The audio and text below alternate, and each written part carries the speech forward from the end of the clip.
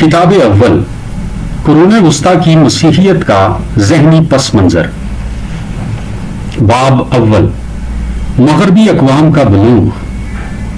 تاریخ انسانی کارنامہ۔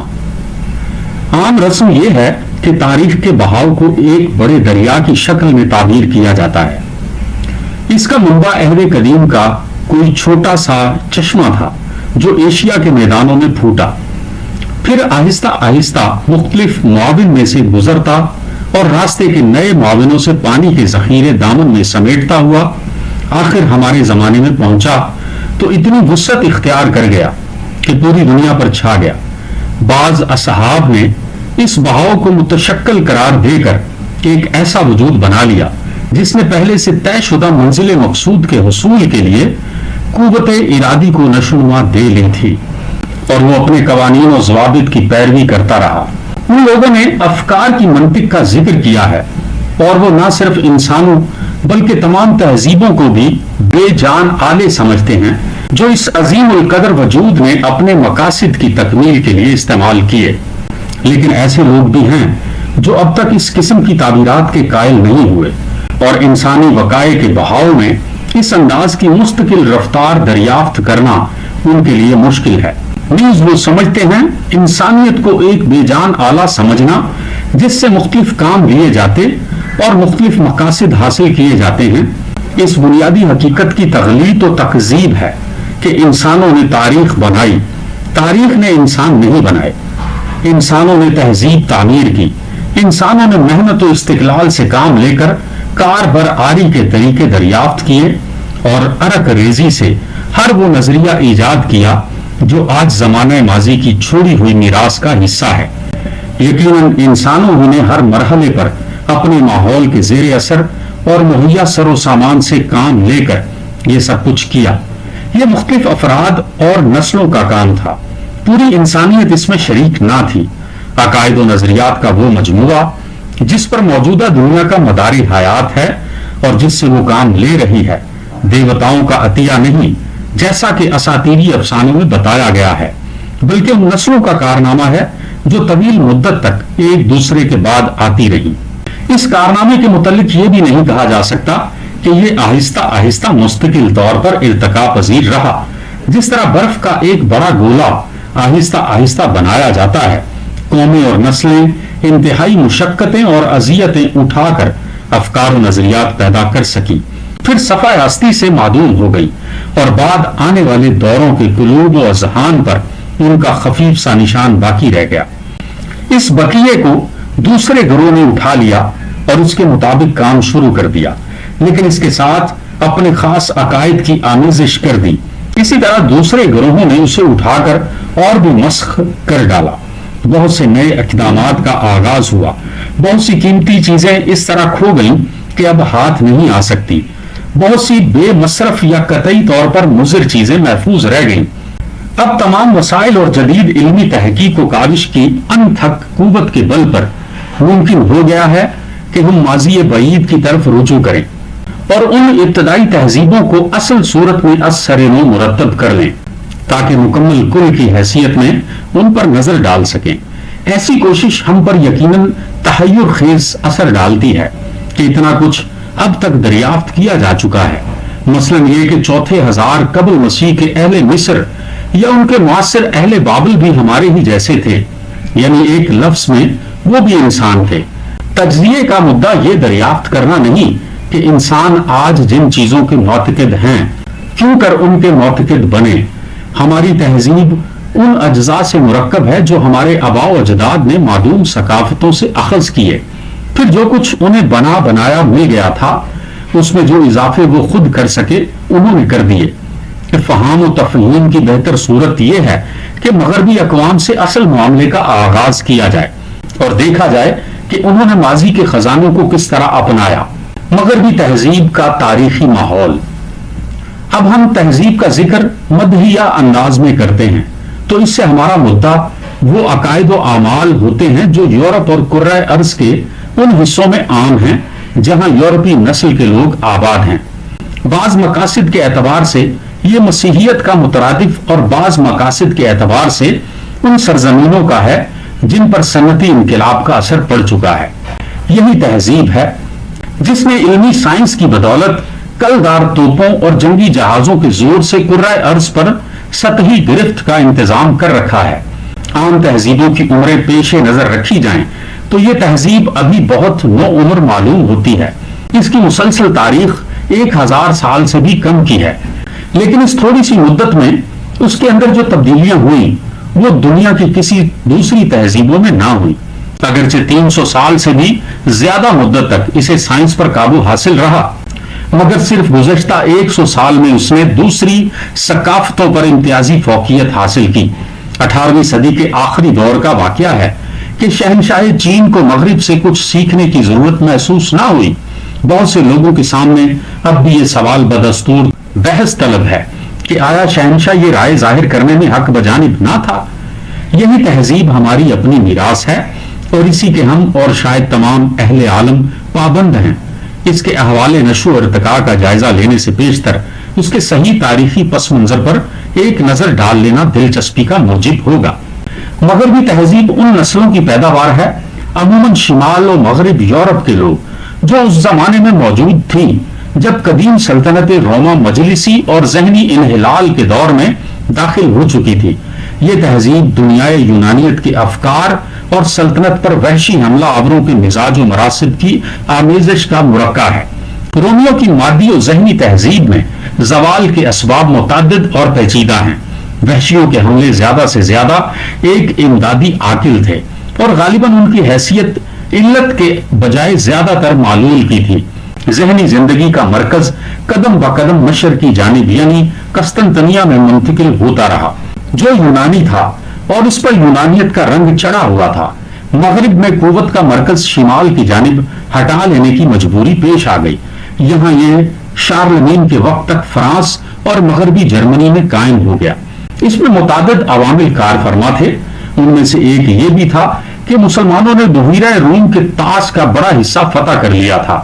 فرانس اور مغربی جرمنی کی آبادی کا کثیر حصہ اس نسل سے نہ تھا جس نے قدیم تہذیب پیدا کی تھی، بلکہ وہ ابتدائی دور کے گالوس جنہیں رومیوں نے سنہ عیسوی کے افتتاح پر تہذیب سے روشناس کر دیا تھا، اور مشرقی جانب سے آنے والے ٹیوٹانی حملہ آوروں کے چھوٹے سے گروہ کے اختلاط سے پیدا ہوا تھا۔ رومیوں کے زمانے کی اٹلی، ہسپانیہ اور جنوبی فرانس میں بھی تازہ تر وحشیوں کی آبادی کا خاصا عنصر موجود تھا۔ شمال کی جانب مرکز منتقل ہونے کا مطلب یہ تھا کہ مغربی یورپ کے باشندے جو آہستہ آہستہ ان عناصر کی آمیزش سے پیدا ہوئے تھے، بحیثیت عمومی اس نسل سے تعلق رکھتے تھے جو بحیرہ روم کے باشندوں سے قریب تر زمانے میں تہذیب کے ساتھ روشناس ہوئی تھی۔ مزید برآں یہ لوگ ایسے خطوں میں رہتے تھے جہاں کی آبادی چھدری چھدری تھی اور ان کے مجلسی حالات ویسے ہی تھے جیسے ابتدائی آباد کاروں کے ہوتے ہیں۔ ادھر جنوبی حصے میں بھی مجلسی زندگی رفتہ رفتہ تہذیب سے ناآشنا ہوتی جا رہی تھی۔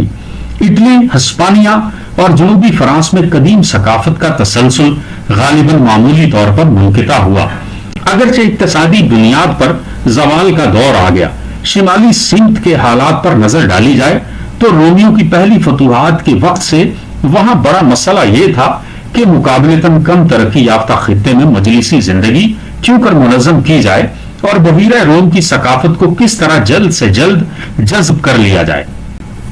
جو عمل رومی حکومت کے ماتحت خاصی سرگرمی سے جاری تھا، وہ ان نئے وحشیوں کی آمد پر معرض توقف میں پڑ گیا جو حکومت پر قابض ہو چکے تھے، بلکہ ایک خاص وقت تک واضح طور پر رجت کا سلسلہ جاری رہا۔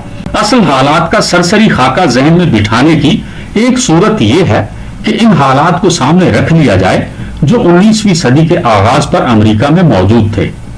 شمالی اور مغربی یورپ کا نقشہ بعینہ ہی وہی تھا جو وادی مسسپی اور ریاستہائے متحدہ امریکہ کے مغربی حصے کا تھا۔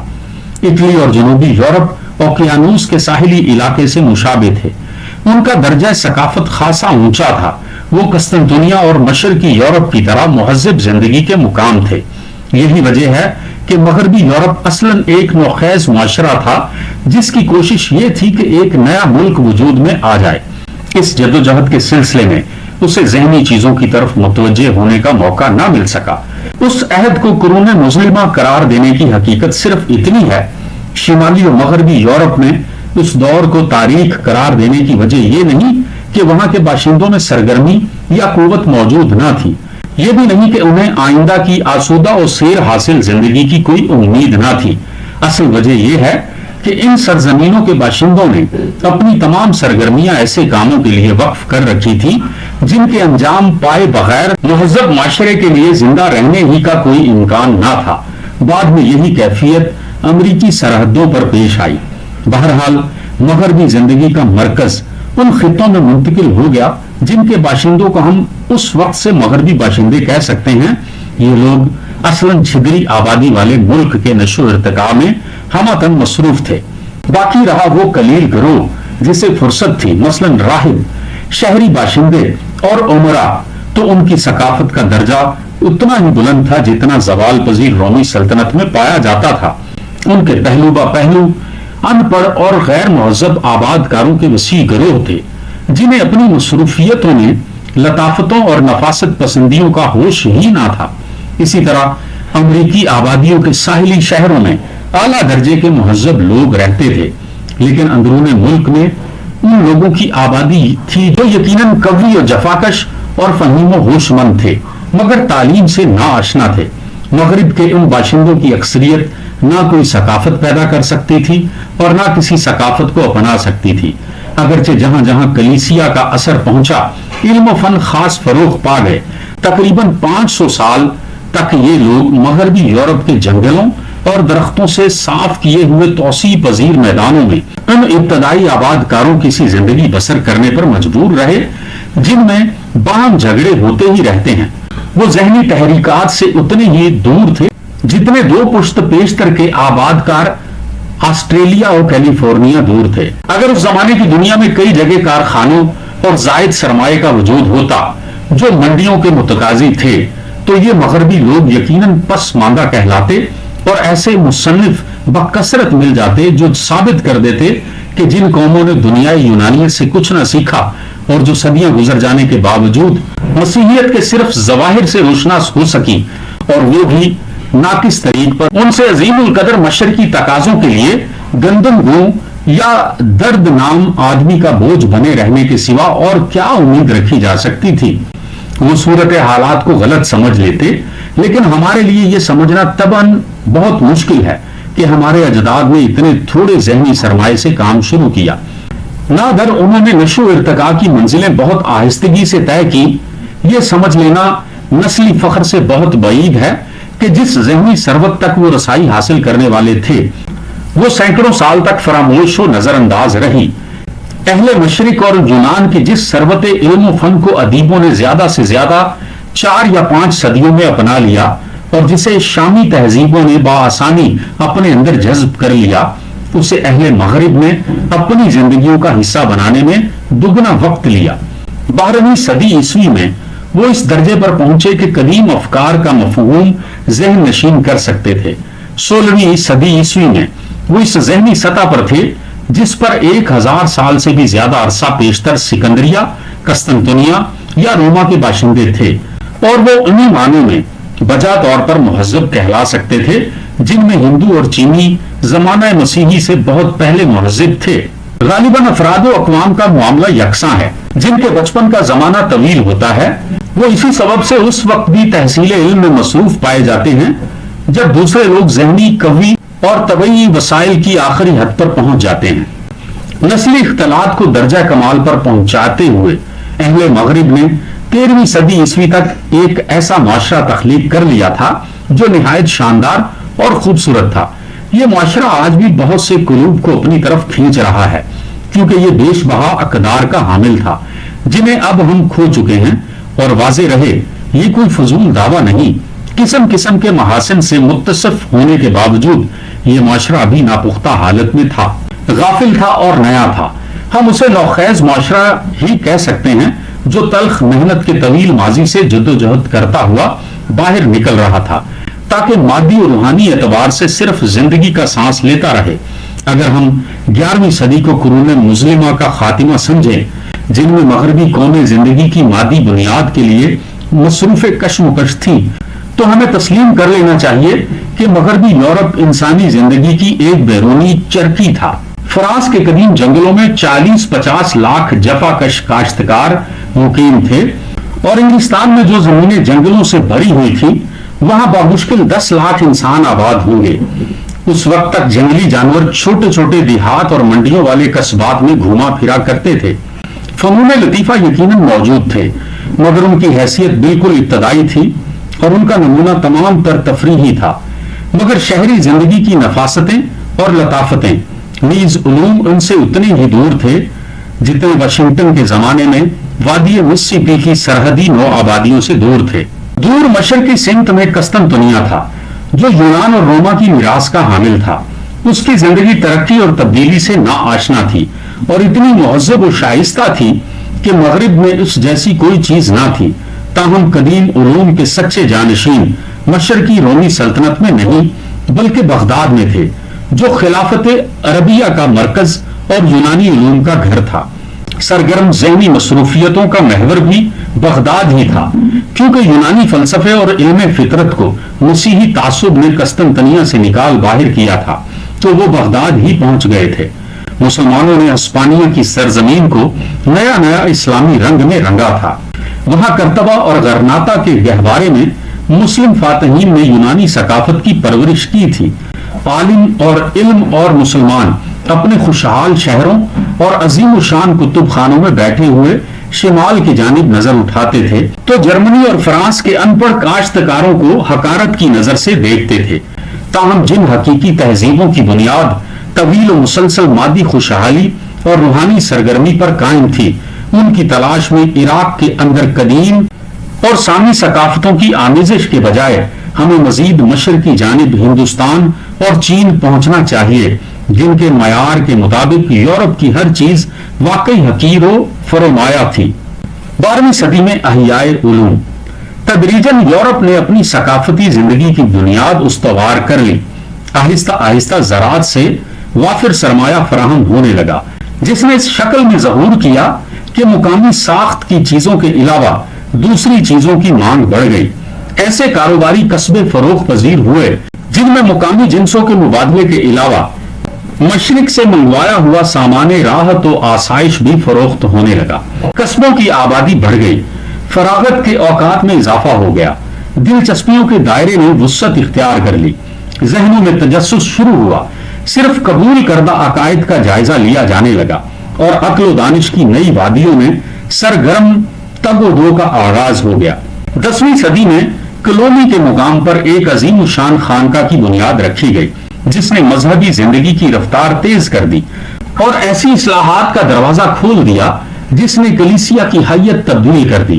پہلے کلیسیا کی حیثیت زیادہ تر قرون مسلمہ کے ایک مقامی ادارے کی تھی، کہیں کہیں خانقاہیں بن گئی تھیں اور ان میں رہنے والے راہب جنگلوں کی صفائی اور زراعت کی مشقت سے فرصت پاتے تو قدیم مذہبی مخطوطات کے مطالعے میں ڈوب جاتے۔ اب کلیسیا نے ایک ہمہ گیر پاپائی نظام کی شکل اختیار کر لی۔ 20 نئے ادارے بن گئے جن کے افراد کو اتنی فراغت میسر تھی کہ وہ اپنے ذوق تجسس کی تسکین کر سکتے تھے۔ یوں ان لوگوں کی تعداد بہت بڑھ گئی جو ذہنی مشاغل سے دلچسپی رکھتے تھے اور بالواسطہ نئے فکری رجحانات کے لیے ایک سیر حاصل زمین مہیا ہو گئی۔ جاگیرداری کے قلعوں نیز شہروں میں رہنے والے دولت مند تاجروں کے گھروں میں موسیقی اور رومان کی ایک نئی ثقافت فروغ پا گئی جسے مذہب سے کوئی علاقہ نہ تھا۔ صلیبی جنگیں یورپ کی صحیح توسیع کے راستے میں پہلا قدم تھی۔ ان کے باعث بہت سے اہل یورپ کو عربوں اور دوسرے مسلمانوں کی بدرجہ اعلیٰ تہذیب سے ربط و روشناسی کا موقع ملا۔ 1204 میں قسطنطنیہ فتح ہوا تھا تو براہ راست یونانیت سے سابقہ پڑا۔ یہ واقعات یقیناً اہم نہیں، تاہم یہ سمجھ لینا بھی ضروری ہے کہ کوئی ایک رابطہ یا ادارہ اہل مغرب کے ذہن بلوغ کی علت نہیں، اصل علت قرون وسطیٰ کے معاشرے کی نشوونما کا فن ہے، جس کی رفتار اگرچہ دھیمی تھی مگر اس میں خلل یا انقطاع کبھی واقع نہ ہوا، اور خصوصاً اس معاشرے کی اقتصادی زندگی کا نشو و ارتقاء۔ 12ویں صدی کے آغاز سے 13ویں صدی کے اختتام تک مغربی یورپ کے باشندوں نے ایک مکمل اور خاصی یک رنگ و یک جنس تہذیب استوار کر لی تھی۔ جب ہم قرون وسطی کی ثقافتی زندگی کا ذکر کرتے ہیں تو اس سے عقائد و مراسم کا یہی مجموعہ مراد ہوتا ہے۔ یہ کہنا قطعاً مبالغے میں داخل نہیں کہ جو لوگ آج پورے کرۂ ارض پر حاوی ہیں انہوں نے وہ چیز پیدا کر لی تھی جسے بجا طور پر تہذیب یا ثقافت کہا جا سکتا ہے۔